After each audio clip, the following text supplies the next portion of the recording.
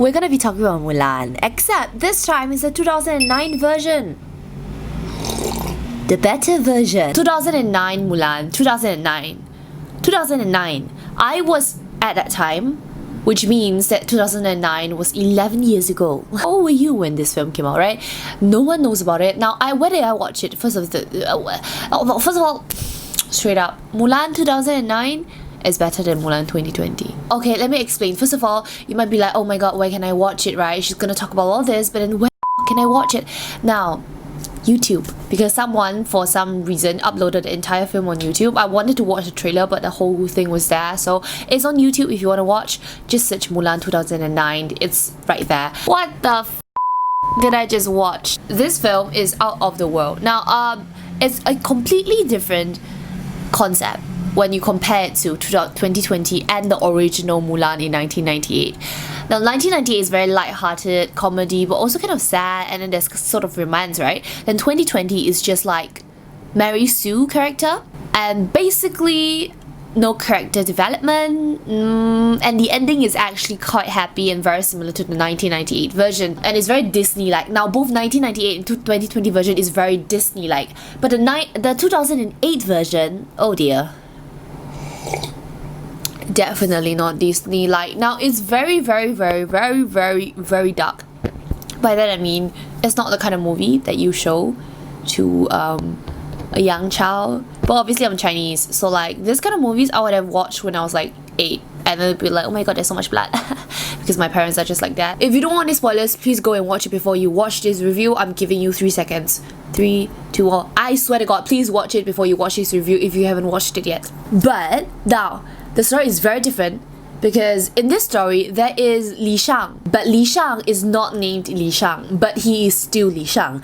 And in this story, the main part that makes me happy is the way that the storyline happened. I want to talk about 4 things in this: the script, the storyline, the fighting scenes, and the acting. Now, the script, it is still kind of distracting. I know in the previous video I've talked about how distracting it is that every single actor in Mulan 2020 has like a different accent.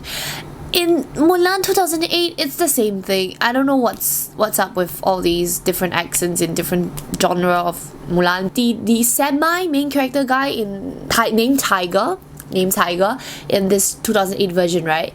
He has a Taiwanese accent, and then the main actress, who is Zhao Wei, if I remember correctly, if that's how I pronounce her name, she has a more like Chinese accent, like Beijing or Shanghai. I can't really tell. But then it's very like 出戏, you know, 非常出戏，因为另一个男主角就是他说话的时候你很明显的听得出他是不是中国人的感觉, or maybe it's Sichuan accent and I just can't tell the difference. I am so sorry.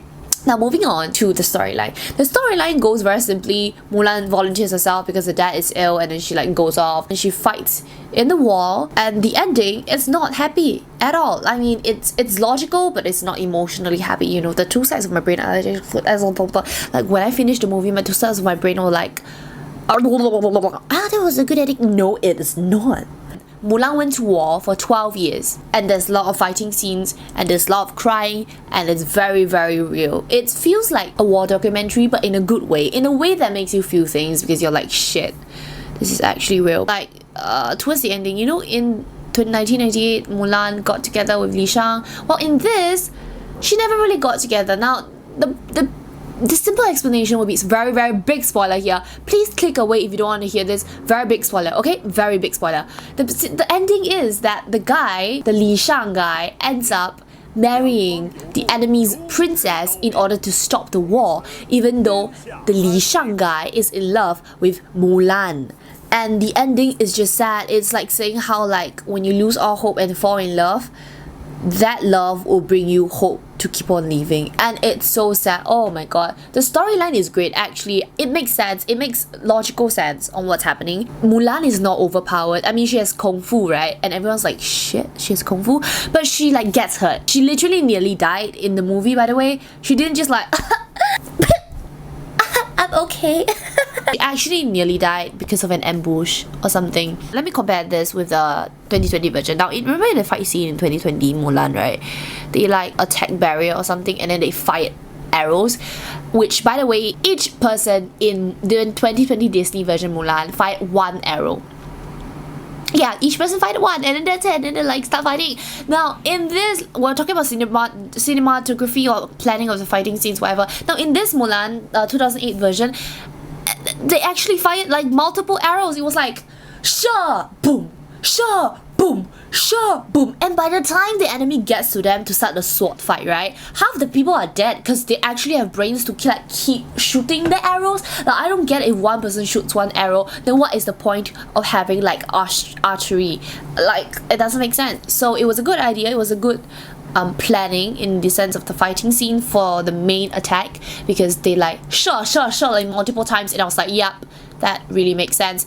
And talking about the fighting scenes and cinematography, right, the way they introduced Mulan 2008 in the camp is very interesting, because they started fighting in the camp itself with the guys, and Mulan just like basically beat the bully in the camp, and her kung fu was like shown very subtly. Like, she wasn't like overpowered. She was like, she has kung fu you know, she basically like hit the bully and then like slammed like the pole above him to like scare him or something, and she wasn't overpowered. It makes sense, you know, it brought like thing. And the thing is, the funny thing is, right, I don't know if this is offensive, it probably is, but that was the first fighting scene in the camp, and that itself was actually, honestly to God, brought more emotion and like more feelings, and it made me feel something. It made me feel nervous when I was watching that first fight scene with the bully in the camp. And it wasn't even like a really big fight scene. It was filmed very like, just like that, you know, a few close-up shots and then from afar, and then she kicks the crate and whatever.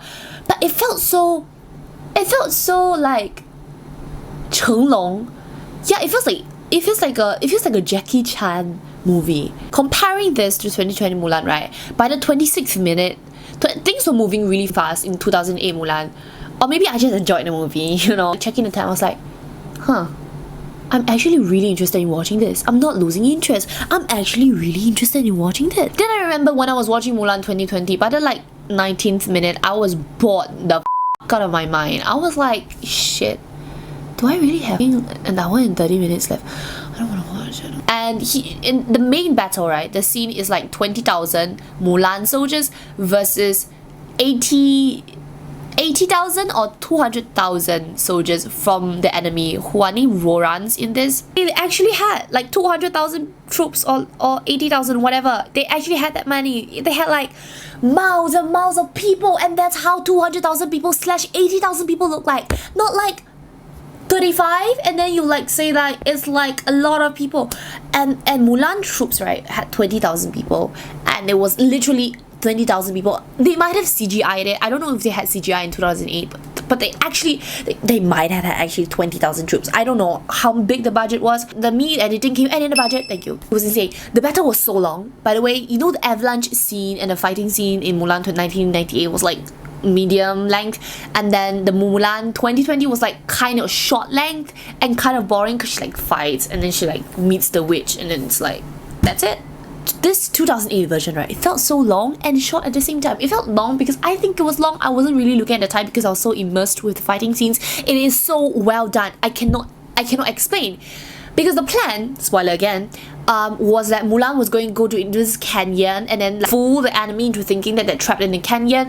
But then while they're trapped in the canyon, the commander-in-chief will actually like send some smoke in so they can escape while the actual real army came in. And so you know the whole idea of what's going to happen, right? So you're watching in the canyon and observing every single thing. This is quite an adult movie, because I don't think kids will kind of like it, because I liked it because like the way they choreograph all the fighting scenes, right, and how they fought off. For example, like one person actually shot like 10 arrows instead of 1, and they had like the final cavalry or like the attack team, and then they started doing the thing. And so when the enemy came, they actually poked their spears through the shield so they didn't get killed, but then like they get like kill the other horses and stuff. I mean, they did get killed, you know, but it was like, it was real. You mean, when they set up the shield, right, in an imperfect film, they will never get hurt. Like, the good guys will never get hurt. But in this, they actually show that even though they put up the shield and they killed the enemy still managed to kill their own people. And that was like very sad. And then towards the end, there was a torture scene It's so well done. Towards the end, there is the torture scene of our second main character, Xiaohu, Tiger, directly translated as Tiger Xiaohu. So basically, he got captured by the Roran, and it's so well executed. You get so many emotions in all the fighting scenes because the enemy captured some soldiers. They didn't want to just kill the soldiers. They wanted to torture all the soldiers. So they took some soldiers, tortured them in front of they took some of the soldiers and then they tortured them in front of all the other soldiers. 1, to bring down the morale. 2, to piss off Hua Mulan. And then 3, to basically make Hua Mulan or slash the soldiers make some stupid choice because like they want to save their own like friends and soldiers, right? So they will like sacrifice their enemy instead of looking at the big picture. And that was so well executed because towards the scene, right, you have to watch this character that you like, that Hua Mulan grew up with, die. Like you had to watch him die, and he didn't just die off, he was nearly dead, and then everyone in the soldiers started singing an army song. I know a lot of Western audience will be like, what the f is this? Why would they sing during a war? I don't know if you understand this, but in like a Chinese thing, in like a Asian value thing, right, it is like singing in the army or the military is something that will encourage. The songs that the military has a lot of meanings. It'll be like a 5-word sentence, and in that 5-word sentence you say like a 300-word story. So that's how all these songs are, and the song was basically like pride. I know the subtitles in YouTube, right, it's like it's translating, right, but when you know Mandarin, it really hits really deep. So the entire soldiers start singing because they want to encourage these soldiers being tortured to stay alive. And so all these soldiers, even the soldiers being tortured, start to sing so that they can be together, you know. And so they sing this song like, a hero, one who lives a life without regret is a hero who dies with honor, or something like that. And then they start singing, and the Rorans is like, okay, so the torturing methods aren't working, so how about we kill every person? And so they sing. You get a close-up shot of Xiaohu literally bleeding. He has like multiple stab wounds, bleeding, and he's singing all while all the soldiers are being killed from the back onwards. And while he sings and his friends and all Hua Mulan sings, his friends are being slaughtered. And when it's his turn, he gets slaughtered and he collapses, and you see our character die. Oh my god, do you see me tearing up? Oh, well, I didn't cry because I'm not supposed to cry because I have extensions. Yeah, great. Okay, see, 2020 Mulan version could not bring you this. I highly encourage everyone to watch the 2009 Mulan version because it brought me to tears. Genuinely. And you get that, and there's so many emotions towards the end. The end itself, right, was Hua Mulan reaching home after 12 years in the war. Again, spoiler.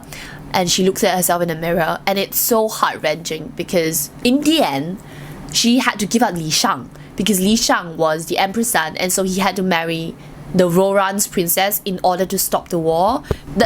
So the Li Shang guy actually kind of said, oh, we can run away together, I don't really want to marry the princess. But Hua Mulan had to literally force herself to say, I don't want another Xiaohu. 我不想要这个世界上再有另一个小虎. And because she didn't want another war, she had to reject Li Shang. And keep in mind, they've been in battle for 12 years together. And in the middle of that, Li Shang had to fake his own death because only when he died, Mulan started to like be less emotional because now she realized the bigger picture after he fake died. And then now they got together right towards the end, and then he had to marry the princess. So Hua Mulan had to reject him and say that I don't want another war, so you have to marry the princess. So they hug one last time. They went through 12 years of battle, nearly dying, both of them nearly dying, and then they hug one last time. And then he leaves to marry the princess, and Hua Mulan goes back to her. And she's at her house, right, looking in the mirror. She's aged 12 years. Now, in Asia culture, is a very important thing about women's youth. There's a lot of emphasis on being young, being youthful, being cute. So it's like a praise if you like 25 and you look like 16. That's literally the biggest praise that you can have. Which, by the way, I don't ever get because I'm 17 years old. If you don't Never realize? Of course, you don't realize because I look 25. But if I look 25, if I'm 25 and I look 17, then that's a praise that in Asia culture that is really, really looked upon. They do a shot where she's like, she's grown old, you know, and her hands are like chapped and peeled off and damaged from the 12 years at war. She gave up 12 years of a woman's life. Now keep in mind how long 12 years is in ancient time. During the Northern Wei dynasty, 12 years is probably equivalent to us like 35 years. She probably gave her like half her life. She literally gave up half her life at war. And the whole 12 years, right, the only person she had in that war was Li Shang. And even though she loved Li Shang and Li Shang loved her, they could not be married. They could not be together. They cannot be together because of the whole war thing. And there's so much heartstrings pulled when you're watching this show, because you feel so much emotions. The way they develop all the characters, they developed every single relationship that the character had. It's so heart-wrenching to watch, and you actually feel like crying towards the end. And I'm tearing up. Mulan is acted by Zhao Wei, and her acting her crying scenes were absolutely amazing. She really adapted Mulan in that dynasty, in the war, very, very well. The way she made the character come into life is very realistic and it's very heart-wrenching, and I really, really like everything that she has done in the movie. I cannot imagine, for example, another actress. Okay, maybe I can imagine Yang Zi. I just have a bias towards Yang Zi, okay?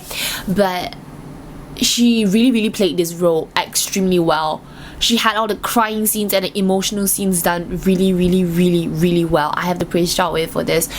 I don't know how old she was when she was filming this. I think like 31. I said I will never ever rewatch 2020 Mulan, and I've watched it 3 times and I'm sick of it. I will literally cry if anyone wants me to watch it again. I cannot literally pay any attention to it because it brings me no joy when I watch the 2020 version. It brings me absolutely no joy. I watch it and I'm just like, let it go faster, skip. Why are we even watching this?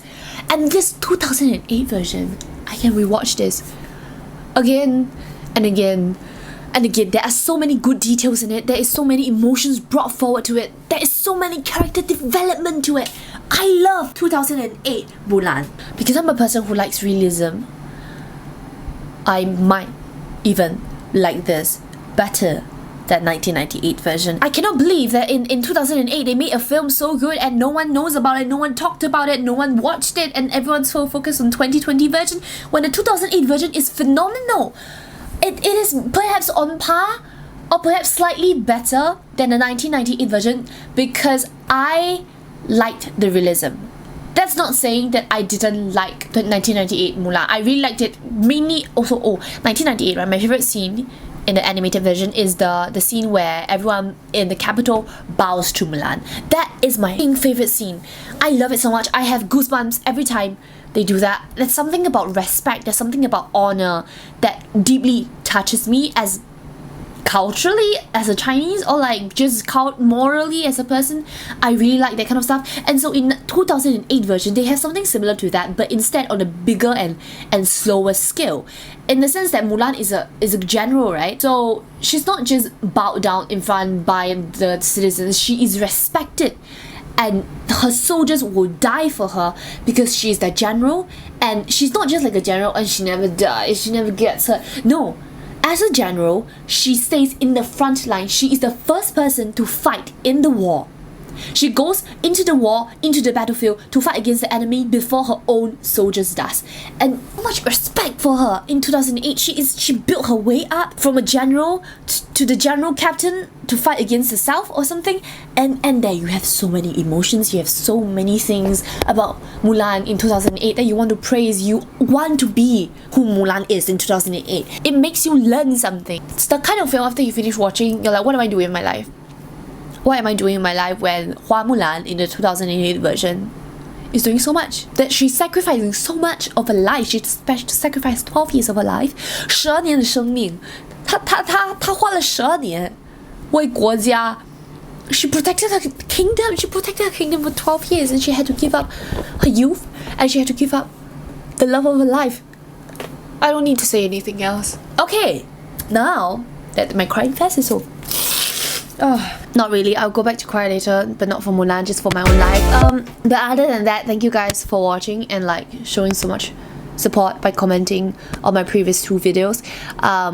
Overall, I really recommend you guys to watch the 2009 or 2008? I say 2008 throughout the whole time. Was I confusing you?